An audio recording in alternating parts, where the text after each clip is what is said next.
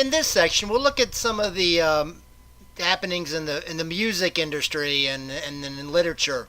Certainly during the 1970s, the music industry grew tremendously. You have vinyl records that are still popular, but people listened increasingly to cassette tapes, and also 8-track players were popular, especially in cars. In the late 70s, Sony Corporation marketed one of the first mobile cassette players, the Walkman, and that was popular in the early 1980s as well. With more money in the music business, music became less political or protest related, and rock music diversified into all these subgenres of rock.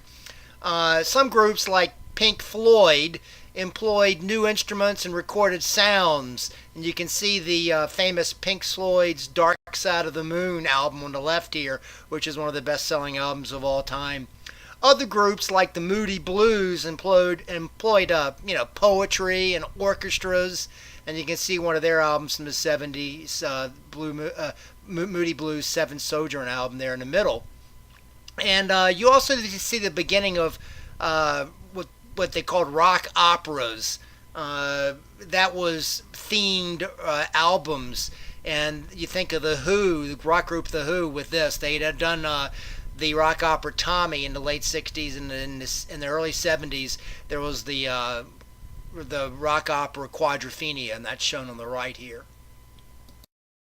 New electric rock became popular with such groups as the Electric Light Orchestra on the left, the album, and also the group Yes, which you see one of the albums on the right. Although the Beatles broke up in 1970, many of the 1960s classic rock groups, of course, continued into the 70s. Most famous for them were the Rolling Stones, and you can shown here on the left with Mick Jagger in the middle. And also the Who, which I just mentioned, they had tremendous success throughout the decade, and they're shown on the right here.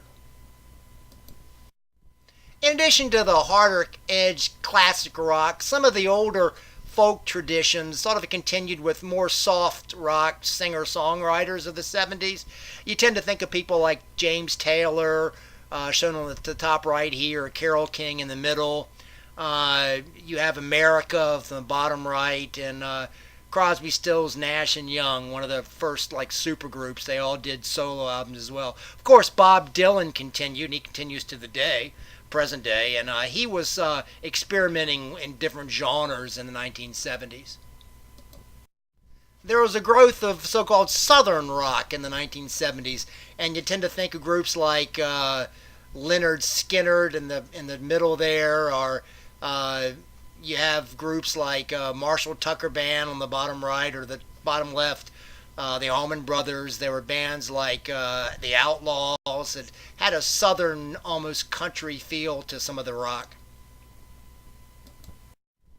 African Americans continued to expand the Motown sound, and they added elements of pop with rhythm and blues. You see music like Stevie Wonder and, of course, the Jackson 5 in the early 70s. The Jackson 5 were certainly probably one of the more famous acts of the decade, and they included a young Michael Jackson, who, of course, would later go on to even greater fame as a solo artist. There was sort of a new subgenre of African American music called funk music, and it included, groups like Sly and the Family Stone or Kool and the Gang.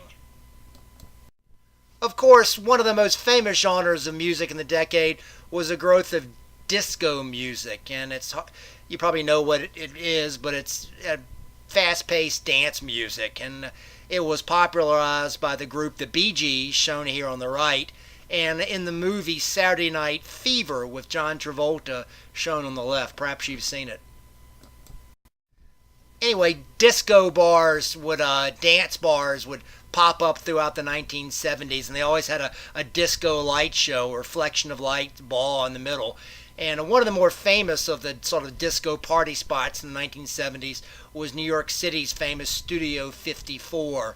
And there was a lot of drugs and celebrities there and a big crowd, and it was very disco-esque. with all these sort of genres popping up in the 70s, by the late 70s, some people began to feel that rock had lost its edge, its rebellion and its rage, youthful rage. And so you see the beginning of, in the late 70s, what we call punk rock, and groups like the Ramones or the Sex Pistols or the Clash. They they weren't in there just to make money. It wasn't as smooth. It was more, as I say, hard-edged. In literature, writers such as John Updike or Tom Wolfe, James Michener, and Eric Siegel, they wrote bestsellers, and you're probably may or may not be familiar with them, but you might be more familiar with the horror writer Stephen King, who in 1974 wrote the novel Carrie.